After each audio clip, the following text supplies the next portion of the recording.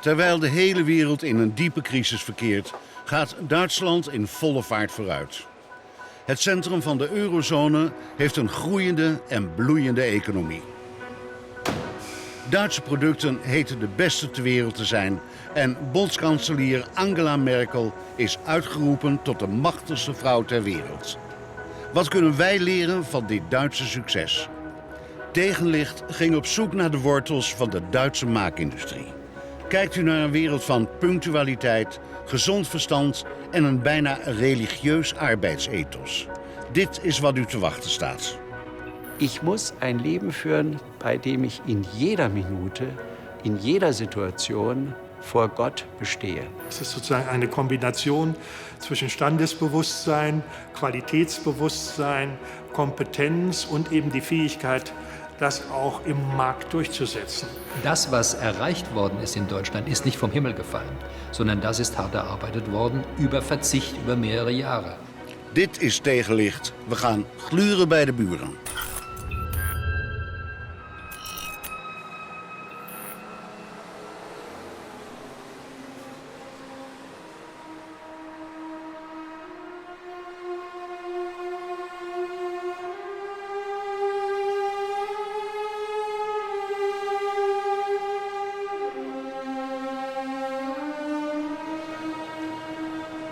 Wir sind hier in der gläsernen Manufaktur von Volkswagen in Dresden, wo die Luxuslimousine von Volkswagen, der Phaeton, gebaut wird.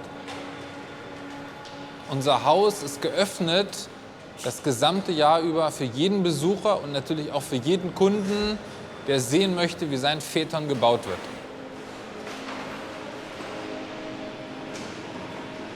Wir wollen die deutsche Ingenieurskunst zeigen. Wir wollen die sächsische Handwerksarbeit zeigen. Wir wollen Präzision und Technik transparent machen.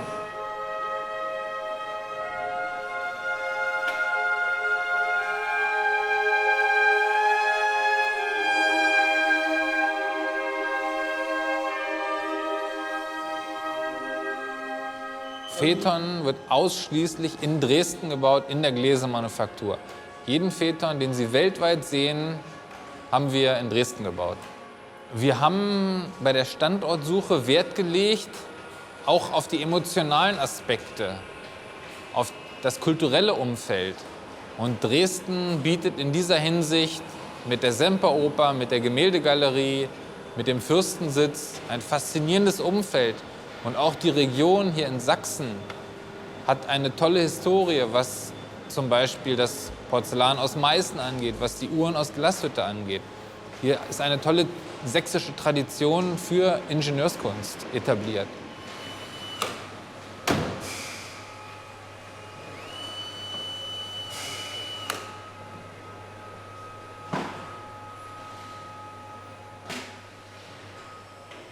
Der Phaeton wird hier in Dresden von 300 Mitarbeitern gebaut, von 300 Sachsen, die mit Leidenschaft bei uns sind. Wir haben eine durchschnittliche Unternehmenszugehörigkeit von 9 Jahren. Das heißt, die Mitarbeiter fühlen sich sehr wohl hier, sie identifizieren sich mit dem Phaeton, mit der Manufaktur, mit Volkswagen.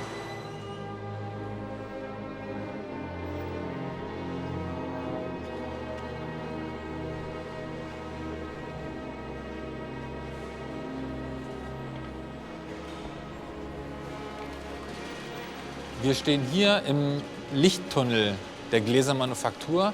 Hier findet die finale Qualitätskontrolle statt. Wir haben Kollegen hier, die mit ihren Händen die Spaltmaße prüfen, die die Lackflächen betrachten, die Chromleisten sich angucken, um zu garantieren, dass jeder Phaeton 100% perfekt, fehlerfrei an den Kunden ausgeliefert wird.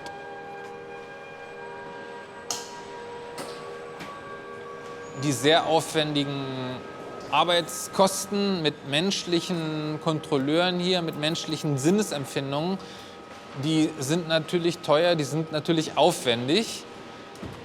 Wir sind aber überzeugt davon, dass das langfristig für ein anspruchsvolles Produkt, für eine anspruchsvolle Kundschaft die richtige Investition gewesen ist.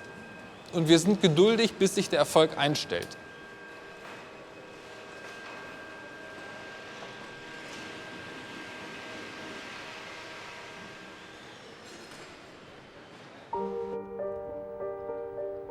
%100% foutloos. Perfectie. En het geduld voor succes op de lange termijn. Ons beeld van de Duitse degelijkheid. Maar waar komen die eigenschappen vandaan? Ruim 100 jaar geleden schreef een van Duitslands bekendste sociologen, Max Weber, over de relatie tussen het kapitalisme en de protestantse ethiek, die in Duitsland wijd is verbreid. Hierin verbindt Weber de Duitse mentaliteit met het protestantisme.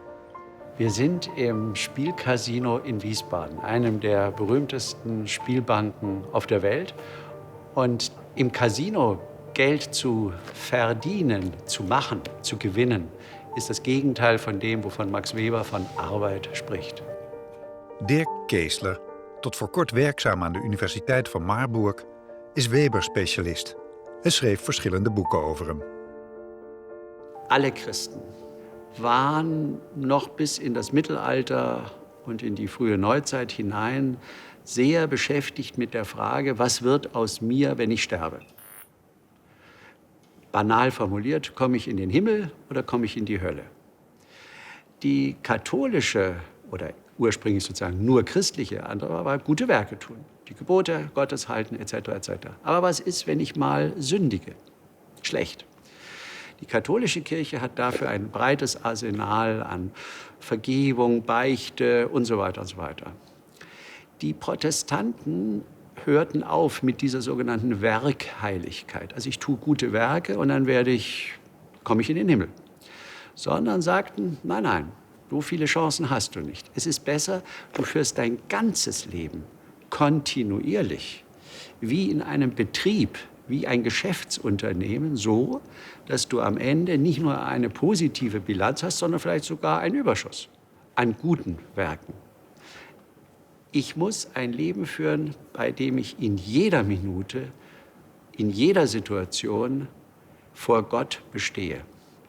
Diesen Gedanken haben der Protestantismus sehr viel radikalisierter und vor allem der Calvinismus. Der Calvinismus, alles nach Max Weber, erhebt diese Idee zum System.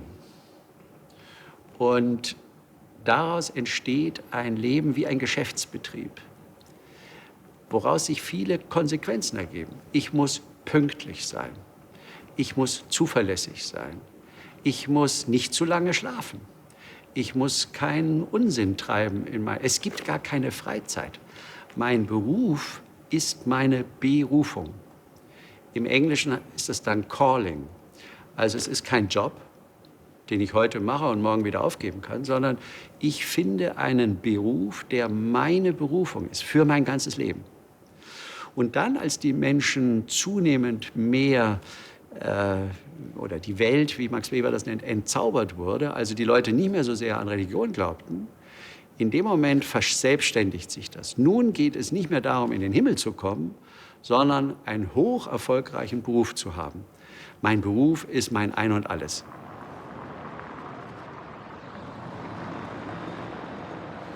Max Weber hat hier übrigens gegenüber gewohnt. Gleich hier gegenüber auf der Straße. Ja, das müssten Sie sich mal angucken. Da hat er ein Jahr lang gewohnt und ist auch gestorben. Aber das nur nebenbei. Ja, das ist schon eine interessante These nach wie vor. Aber es ist so, dass man kann sogar sagen, in gewisser Weise ist der Nord-Süd-Konflikt in Europa jetzt zwischen sozusagen den sparsamen Deutschen ein neuer Beleg für Weber, der Protestantismus. Man sagt ja auch, Merkel kommt aus einem protestantistischen Pfarrerhaushalt. Und der Süden ist sozusagen katholisch und hat eine andere Lebensform und ist offener. Da ist sicherlich immer noch was dran, hat sozusagen eine andere Umgang damit auch mit ökonomischer Rationalität, die Einheit wie man das in Amerika weiß, die Einheit von ökonomischem Gewinn und Gefälligkeit gegenüber Gott, die in Amerika eine ganz wichtige Grundlage ist, gibt es hier nicht in demselben Maße. Ich glaube aber, dass diese Gegensätze sich auch abgeschliffen haben. Sie sind durch die Konsumgesellschaft, durch die Mischungsverhältnisse nicht mehr so krass. Obwohl man zugeben muss, dass sich in der Tat in dem Nord-Süd-Konflikt Elemente der protestantischen Ethik und eben einer stärker katholischen Umgangsform mit Modernität spiegeln. Und hat das auch nicht auch mit die Berufung, spielt das auch noch eine Rolle? Das Einsetzen für Qualität in Deutschland und hier? Wenn Sie die Frage nach dem Made in Germany nochmal aufwerfen und wenn Sie das in eine große historische Linie zurückverfolgen wollen, dann ist in der Tat ja der Beruf schon als Begriff, ich meine jetzt als Begriff für eine bestimmte Arbeitssituation, ein typisch deutscher Begriff. Man kann ihn kaum übersetzen. Es ist sozusagen eine Kombination zwischen Standesbewusstsein, Qualitätsbewusstsein, Kompetenz und eben die Fähigkeit, das auch im Markt durchzusetzen. Dieser Beruf löst sich wie viele andere Traditionen auch in Deutschland auf, aber ich glaube, er ist ein Hintergrund mit für das Qualitätsbewusstsein, das sich teilweise in die Industrie gerettet hat und das auch für die zentrale Rolle des Facharbeiters in der Industrie steht, was wir auch nicht im selben Maße in anderen Ländern haben.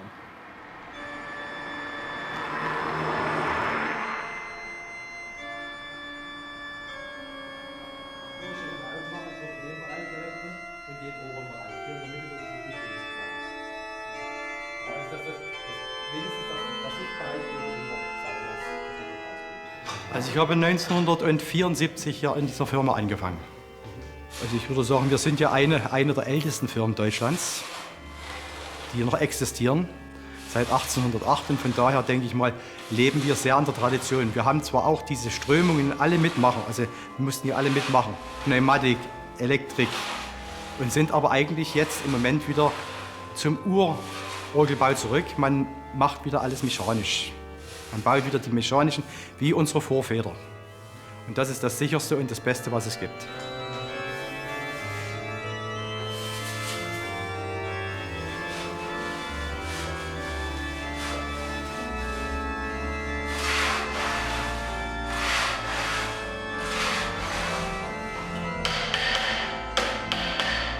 Eigentlich wird es bezeichnet als Kunsthandwerk. Es ist ein richtiger Handwerksberuf. Mit vielen Facetten. Man muss also mit vielen Materialien umgehen. Das geht beim Zinn los, das geht beim Holz los. Ein kleines bisschen klanglich, man sollte gut hören in diesem Beruf. Also ich habe jetzt nur den Fuß haben wir jetzt freigemacht mit der Folie, weil hier sonst das Wasser drin lief. Sonst hast du ja überall diese Wasserspuren drin. Nee, das machen wir draußen, das Putzen. Also das bringt ja nichts. Es ist eine Berufung. Ansonsten könnte man den Beruf wahrscheinlich nicht machen. Warum nicht? Also man muss sich schon mit dem Beruf identifizieren. Es ist einfach, wie soll ich sagen, als Beruf ist, wenn es bloß ums Geld geht. Man muss ein bisschen Herzblut mit dabei haben, um diesen Beruf zu machen. Und wenn man am Ende die Orgel hört, wenn sie fertig ist wieder, das rieselt einem manchmal richtig, da kriegt man Gänsehaut, wenn man dann sowas hört. Das ist fantastisch. Man kann immer sagen, man hat dort mitgemacht.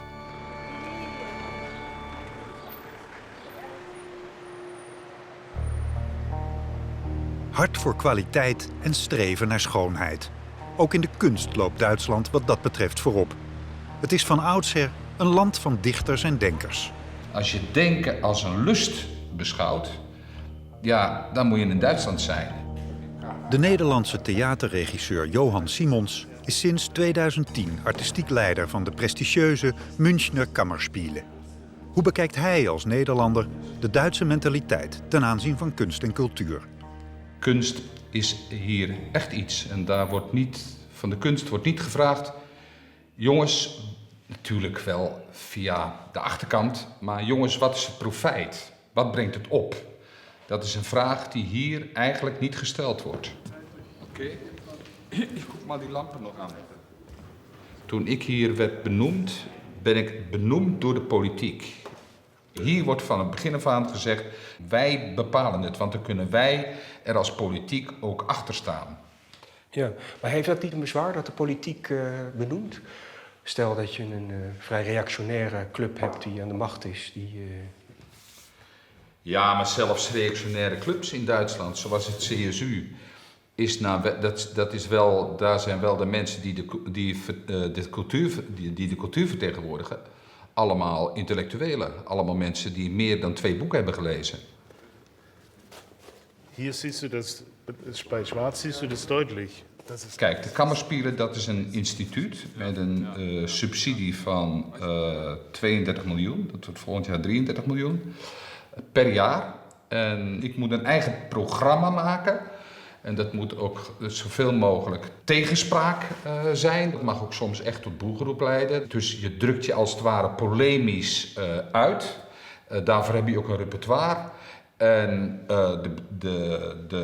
als ik dat niet goed doe, dus als ik een programma heb wat gewoon niet leidt tot discussie in de stad of de discussie in het land, want je verhoudt je ook tot het land, zeker in München, dan wordt dat kritisch bekeken. Dat zou kunnen betekenen dat ik vroegtijdig zou moeten verdwijnen.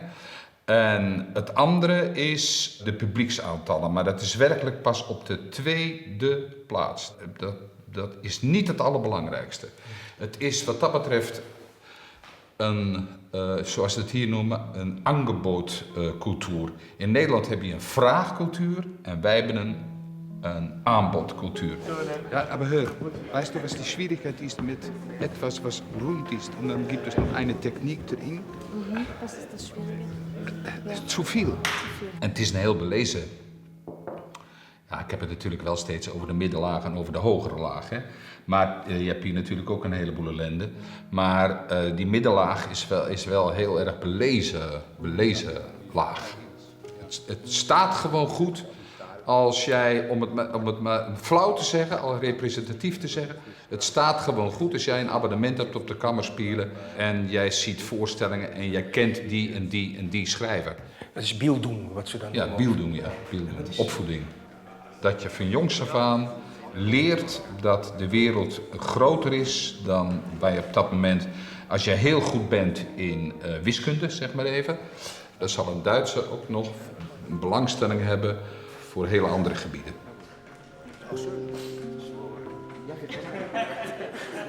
Wir haben eine große Tradition der Bildung in Humboldt, in der Humboldtschen Tradition, insbesondere in den Universitäten, aber auch in den Gymnasien. Das ist schon ein wichtiger Hintergrund auch für die Entwicklung in Deutschland. Eben nicht nur jetzt eine enge Fachbildung, also man hat ja den Unterschied zwischen Bildung und Ausbildung gemacht. Bildung war sozusagen eine allgemeine Bildung, Ausbildung war stärker arbeitsplatzbezogen. In den 80er Jahren, das war so in den 70er Jahren, das war meine erste Tätigkeit als Soziologe, habe ich darüber geforscht, empirisch. Und wir sind damals zu dem Ergebnis, das war unter der Frage, wie können Bildungsabschlüsse für den Arbeitsmarkt tauglich werden? Also die Frage, die wir heute noch haben. Und das Ergebnis der Forschung war, ganz interessant, ganz breit auch, nicht nur in dem Institut, in dem ich gearbeitet habe, in vielen anderen Instituten, dass der Versuch sozusagen, Ausbildung dadurch verwertbar zu machen, dass man sie möglichst eng an Arbeitsplätze ankoppelt, kontraproduktiv ist. Dass nur die allgemeine Ausbildung eigentlich eine Anpassung erlaubt, weil angesichts des dramatischen Wandels der Arbeitswelt immer schon 5 Jahre später, bis die ausgebildet sind, die Arbeitsplätze gar nicht mehr existieren oder jedenfalls nicht mehr so existieren, während jemand, der allgemeinere Ausbildung hat, dann sehr schön in der Lage ist, auch eine größere Flexibilität angesichts der Erfordernisse des Wandels in der Arbeitssituation zu praktizieren. Flexibiliteit speelt een belangrijke rol bij het succes van het midden- en kleinbedrijf, dat met 70% de ruggengraat vormt van de Duitse economie. Bijvoorbeeld bij Arri in München. Al bijna 100 jaar een van 's werelds beroemdste fabrikanten van professionele camera's voor de filmindustrie. Grote filmklassiekers als Apocalypse Now, Schindler's List en Das Boot werden op camera's van Arri gedraaid. In de afgelopen jaren hebben ze de omslag weten te maken van de film naar de digitale camera. Es waren schon harte Zeiten. Es war sehr schwierig im Jahr 2008, 2009. Der Bedarf an analogen Filmkameras ist dramatisch zurückgegangen. Wir haben natürlich noch andere Geschäfte in anderen Bereichen. Aber das Wohl und Weh unseres Kamerabusiness hing an einem sehr, sehr seidenen Faden zu dem damaligen Zeitpunkt. Und wir mussten eine ganze Menge umstellen. Es ist ja nicht nur so, dass das Produkt ein anderes ist, sondern die ganze Wertschöpfung im kompletten Betrieb ist eine neue, ist eine andere. Und letztlich ist es uns gelungen, mit der Mannschaft hier in München uns so neu aufzustellen, dass wir wiederum erfolgreich eben auch diese Digitalkameras bauen und vertreiben können. Der Übergang von analog auf digital war extrem schwierig, weil er nicht, also aus meiner Sicht jetzt, weil er nicht von der Technik getrieben war oder von Leistungsparametern getrieben war, sondern weil es da finanzielle und wirtschaftliche Hintergründe gegeben hat. Und auch etwas, was man aus der Konsumerwelt kennt, halt einfach so mit einem Hype-Faktor. Also man wollte digital, weil es digital sein musste. Es ist nicht so, dass 35 mm Film vor 2 Jahren einfach überholt worden ist von der Digitaltechnik. So ist es nicht, sondern es ist der Zeitgeist gewesen. So wie halt jeder unbedingt ein iPhone haben muss und nicht ein anderes Telefon. Und wir haben uns halt nicht vom Mainstream beeinflussen lassen. Das kennt man, die Pixelmillionen, also 8 Millionen, 12 Millionen, 14 Millionen Pixel. Und je mehr Pixelzahl, umso besser die Kamera. Das stimmt eben so nicht. Und Arri war das einzige Unternehmen, das den Schwerpunkt auf einen anderen Faktor gelegt hat. Wir haben gesagt, für uns ist wichtig, dass wir eine Kamera haben, die so viel wie möglich Dynamikumfang und Empfindlichkeit hat. Und Dynamikumfang, das ist der Kontrast, den so ein System übertragen kann, ist für die Wahrnehmung von Bildqualität sehr wichtig. Und deswegen sind unsere Bilder einfach unübertroffen in der Qualität. Und das hat man gesehen.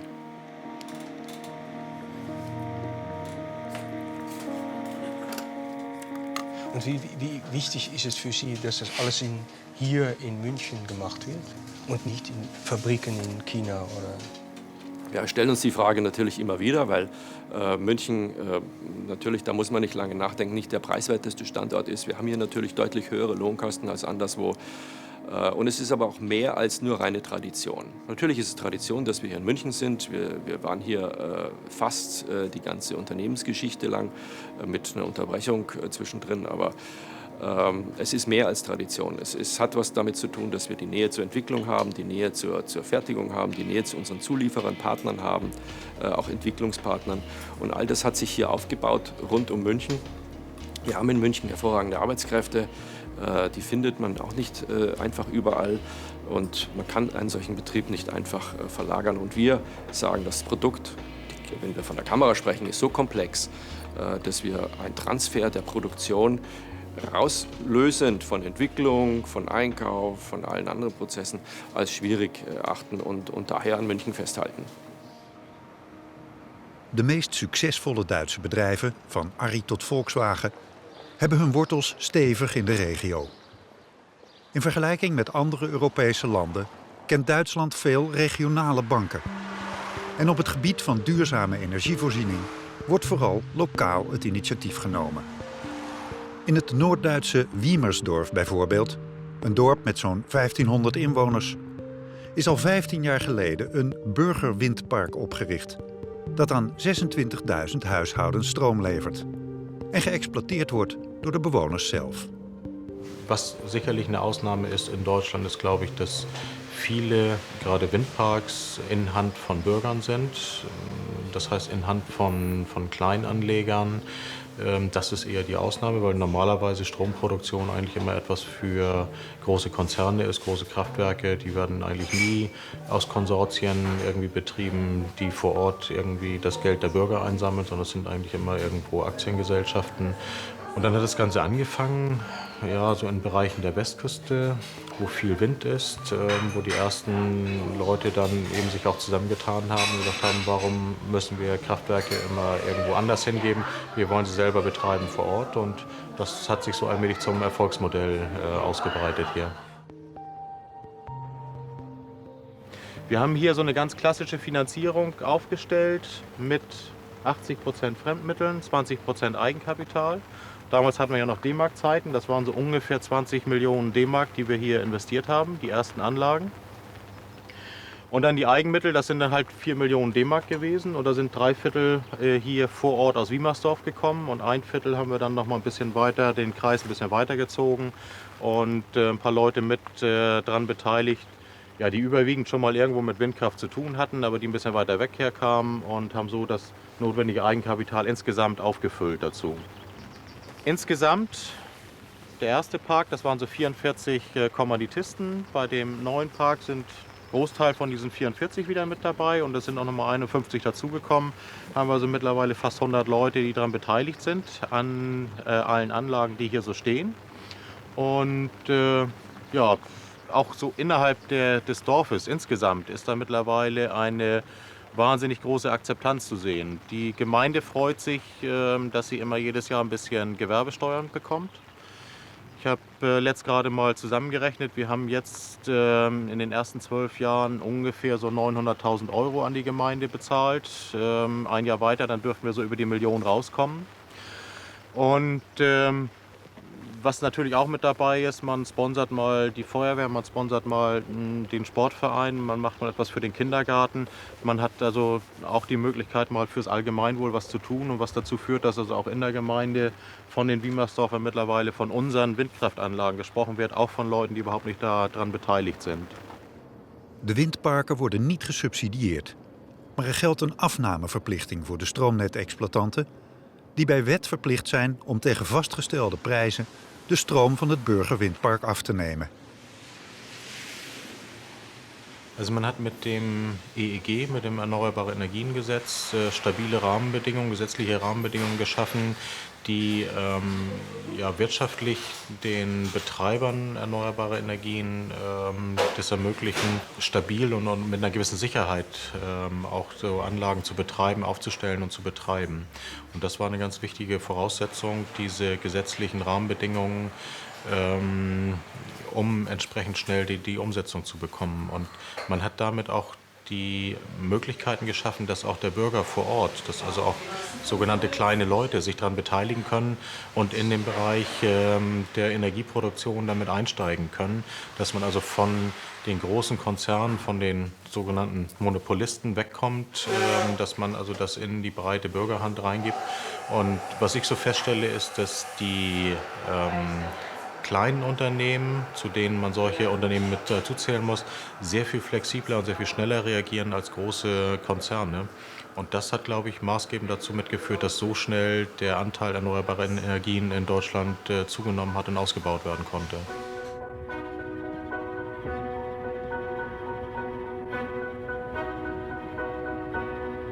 Die Kommunen kriegen eine neue wichtige Rolle. Das ist nicht nur ein technischer Prozess, das wäre ein großer Irrtum. Oder auch nicht nur ein wirtschaftlicher Prozess, sondern es ist auch ein demokratischer Prozess. Es ist eine andere Art von Demokratie.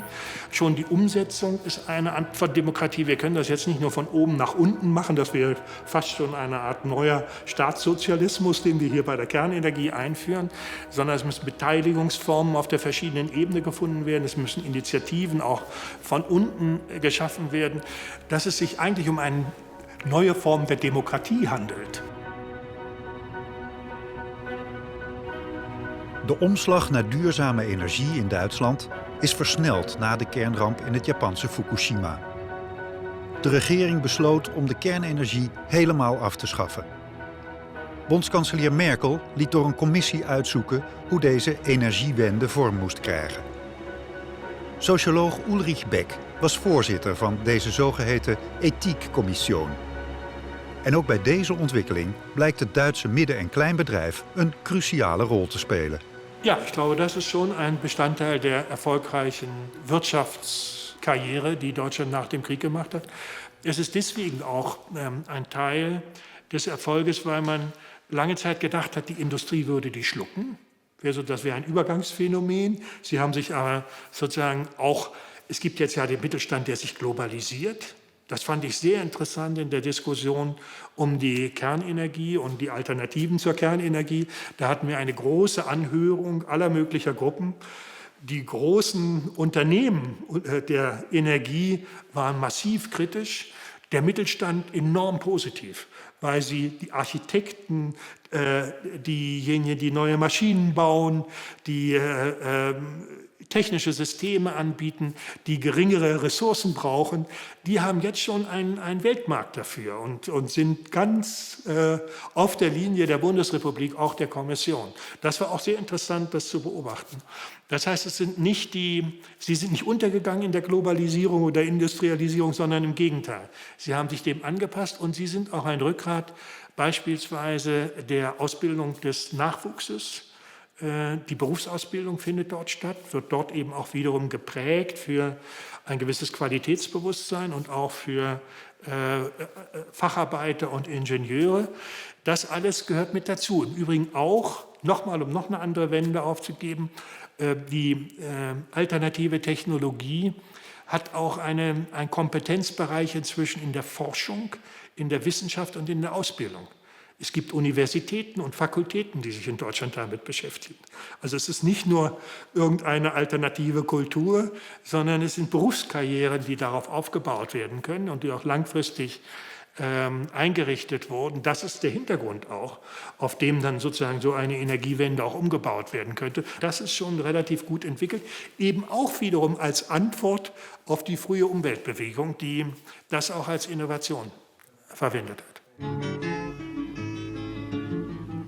Es hat der Tod ein glatt Gesicht und trinkt Champagnerwein.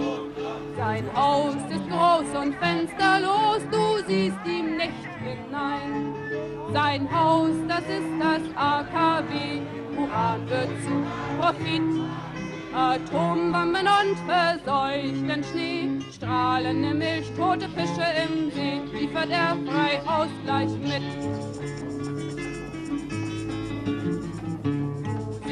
Der Tod in unserem Land hat vielerlei Gestalt. Wenn du nicht willig für ihn stirbst, zwingt er dich mit Gewalt. Die Deutschen haben ein besonderes Verhältnis in der Geschichte zur Natur, in dem Sinne, dass man sagt, die Natur ist auch eine Offenbarung der Religion. Das ist nun natürlich nicht nur eine Eigenschaft der Deutschen, da gibt es in den anderen Religionen auch ähnliche Korrespondenzen, aber es hat auch immer den Charakter einer, muss man schon sagen, einer antimodernistischen Bewegung gehabt, die lange Zeit eben die Tradition und eben das Erhalten der Natur zum Prinzip gemacht hat. Man muss auch sagen, auch die Anti-Atomkraftbewegung ist paradoxerweise auch immer eine konservative Bewegung, weil sie eben diese Werte, die in Deutschland eine so große Rolle spielen, hochhält und ist gleichzeitig aber durch die Umweltbewegung dann sehr stark verwissenschaftlicht worden. Man muss sagen, es besteht die Erfahrung auch der Industrie, die erst starken Widerstand geleistet hat gegen die Umweltbewegung, dass sich dadurch neue Märkte, weltweite Märkte für Umwelttechnologien geöffnet haben. Also das alles wirkt zusammen für diese Mischung aus, ja man muss sagen, paradoxe Mischung aus Konservativismus, Wertkonservativismus, wie das Eppler mal genannt hat, und auf der anderen Seite Innovationsfreudigkeit. Man verkennt, glaube ich, im Ausland, dass es hier um Zukunftsmärkte geht, um große weltweite Zukunftsmärkte der erneuerbaren Technologien, weil wir eben früh schon in erneuerbare Technologien zunächst mal intellektuell und dann politisch und wirtschaftlich investiert haben, wirkte Fukushima in Deutschland anders, als das in anderen europäischen Ländern der Fall ist.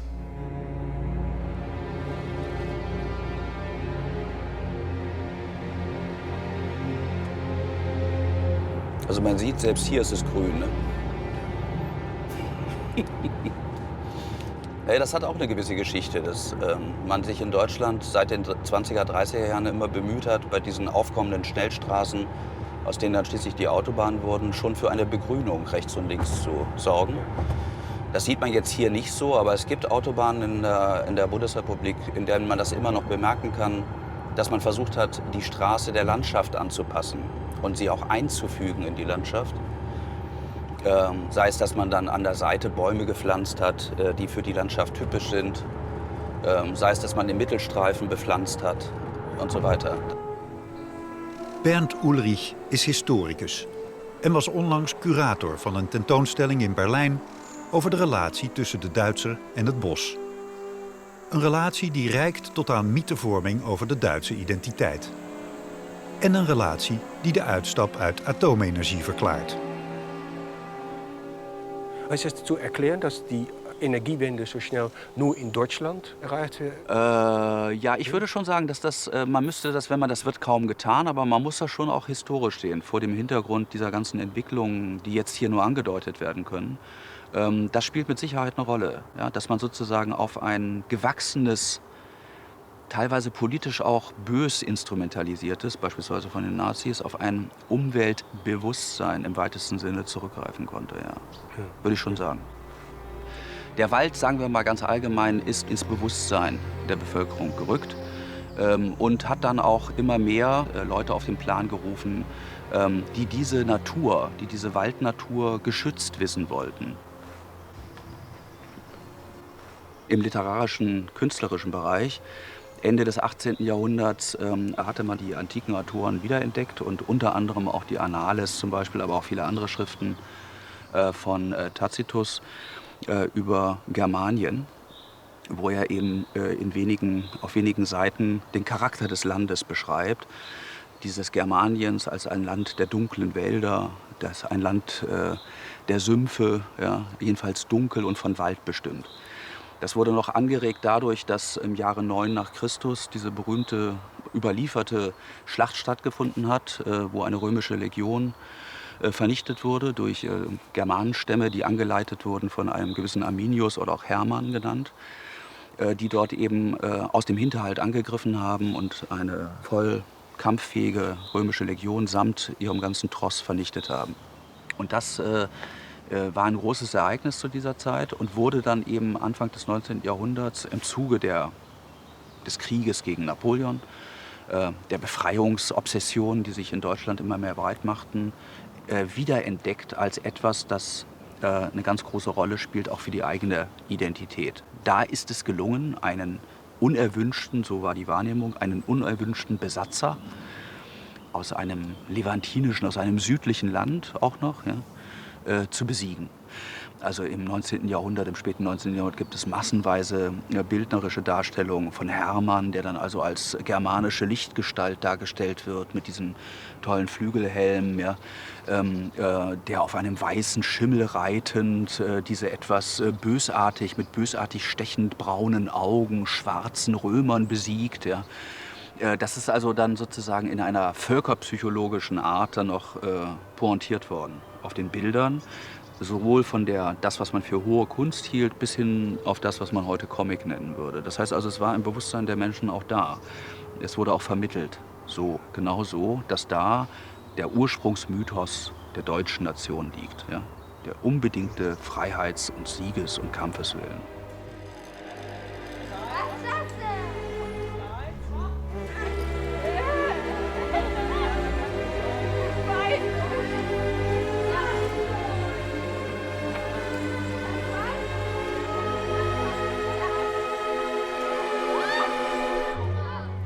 Das ist der Teutoburger Wald, den Tacitus beschrieben. Das ist der klassische Morast, wo Varus stecken geblieben. Hier schlug ihn der Cheruskerfürst, der Hermann, der edle Recke. Die deutsche Nationalität, die siegte in diesem Drecke. Wenn Hermann nicht die Schlacht gewann mit seinen blonden Horden, so gäbe es deutsche Freiheit nicht mehr. Wir wären römisch geworden.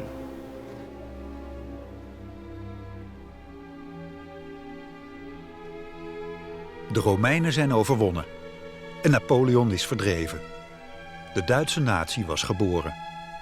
Maar nu, vele eeuwen later, is er Europa. Bedoeld om de verschillen tussen de natiestaten te overbruggen.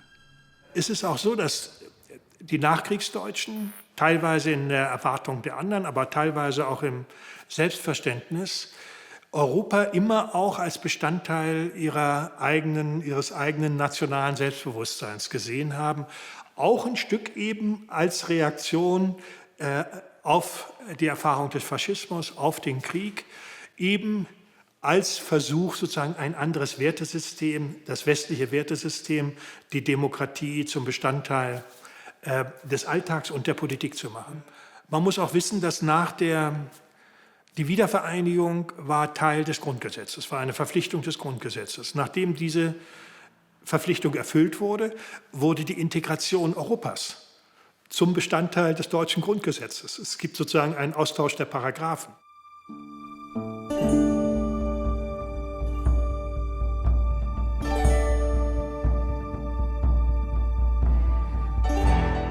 Europa ist mehr als nur ein Ort auf der Landkarte. Mit seinem gemeinsamen Erbe, seiner gemeinsamen Geschichte sowie mit seinen gemeinsamen Werten und Errungenschaften weckt Europa Hoffnungen und baut Brücken zwischen den Menschen. Ein Großteil, auch gerade des Aufschwungs Deutschlands, kommt aus Europa. 40% der Exporte gehen nach Europa.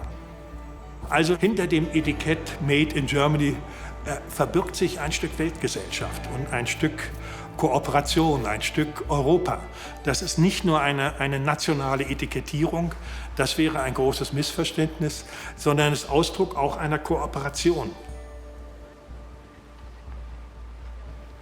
Es gibt eine Art, ohne dass wir das auch in Deutschland hinreichend reflektieren, ich glaube im Ausland wird das stärker wahrgenommen, es gibt so etwas, vor dem Thomas Mann schon in den 1950er Jahren gewarnt hat, eine Art deutsches Europa.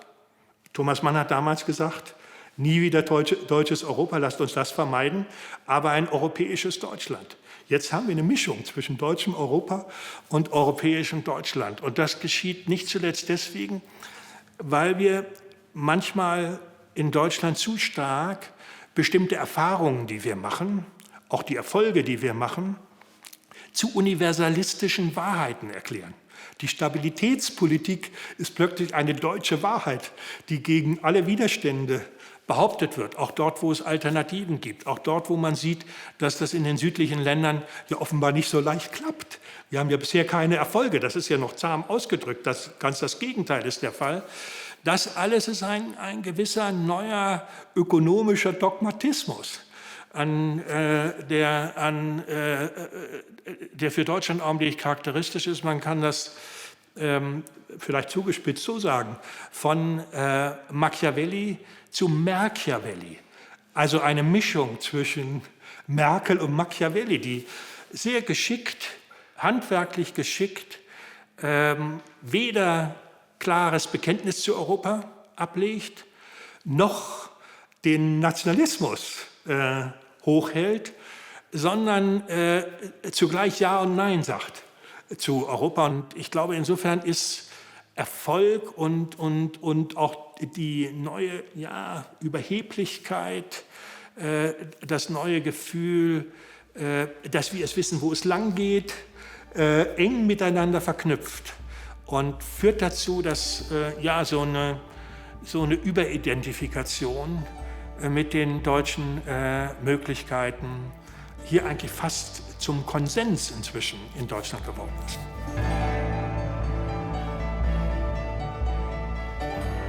Europa hat auch eine gemeinsame Währung, der Euro, unser Geld. Warum steht die EZB in Frankfurt? Wo soll sie sonst stehen? Jürgen Staak was chef-econoom bij de Europese Centrale Bank. Maar aan het eind van 2011 stapte hij op, omdat hij geen verantwoordelijkheid kon nemen voor het monetaire beleid van de ECB ten aanzien van de eurocrisis. Ich habe mich dagegen gewandt, dass die Europäische Zentralbank Staatspapiere kauft aus bestimmten Ländern. Denn dies, auch wenn dies geldpolitisch motiviert ist, hat immer einen fiskalischen Aspekt und fiskalische Wirkungen. Das heißt, es wurde Druck weggenommen von bestimmten Ländern, die notwendigen Haushaltskonsolidierungen durchzuführen und Strukturreformen durchzuführen. Das, was erreicht worden ist in Deutschland, ist nicht vom Himmel gefallen, sondern das ist hart erarbeitet worden über Verzicht über mehrere Jahre. Und ich halte es für fatal, wenn Deutschland zum Beispiel das, was in harter Arbeit erreicht wurde, über einen langen Anpassungsprozess seit Beginn dieses Jahrhunderts mit Lohnmoderation, nachdem die Löhne zu stark gestiegen sind in Deutschland nach der Wiedervereinigung 1990 und Deutschland seine Wettbewerbsfähigkeit weitgehend verloren hat. Das musste aufgeholt werden. Und ich habe sehr viel Verständnis für die öffentliche Reaktion auf Forderungen, die insbesondere aus angelsächsischen akademischen Kreisen kommen, aber auch von der anderen Seite des Atlantik, die Forderung der amerikanischen Regierung zum Beispiel, Deutschland sollte mehr tun. Deutschland sollte nicht das, was in harter Arbeit erreicht wurde, aufs Spiel setzen. De Europese Centrale Bank gaat staatsleningen opkopen. De Europese Centrale Bank is dus bereid om onbeperkt Spaanse staatsleningen op te kopen van beleggers die er vanaf willen. Dat drukt de rente voor Spanje en voorkomt dat de Spaanse staatsschuld onbetaalbaar wordt. Ist Deutschland imstande, Europa zu retten, sozusagen? Die wirtschaftliche Leistungsfähigkeit Deutschlands darf natürlich auch nicht überstrapaziert werden. Die deutsche Volkswirtschaft ist ein wichtiger Anker, wirtschaftlicher Anker in Europa. Und diesen Anker zu schwächen und diesen Anker zu lockern, wäre fatal für den gesamten Kontinent. Es gibt eine Analyse, dass Deutschland nach dem Zweiten Weltkrieg nicht mehr den Nationalismus aufhalten konnte, aber deswegen voll auf die Wirtschaft gestürzt ist. Ja, das ist richtig.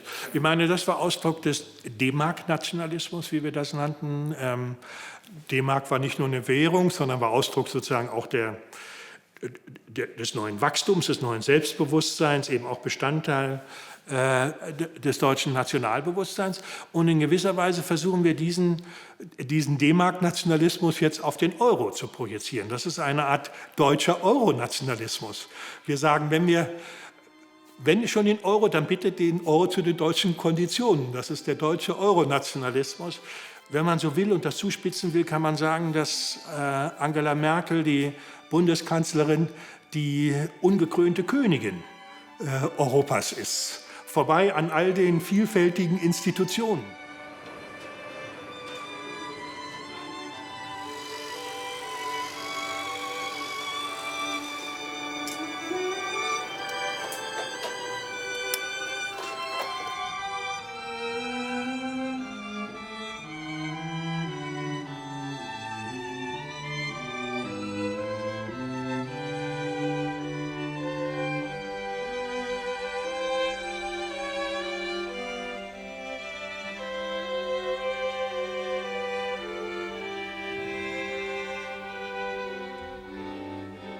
Thank you for watching. For more on this subject, take a look at the playlist. You can also watch this recommended video. Don't forget to subscribe to our channel and we'll keep you updated on our documentaries.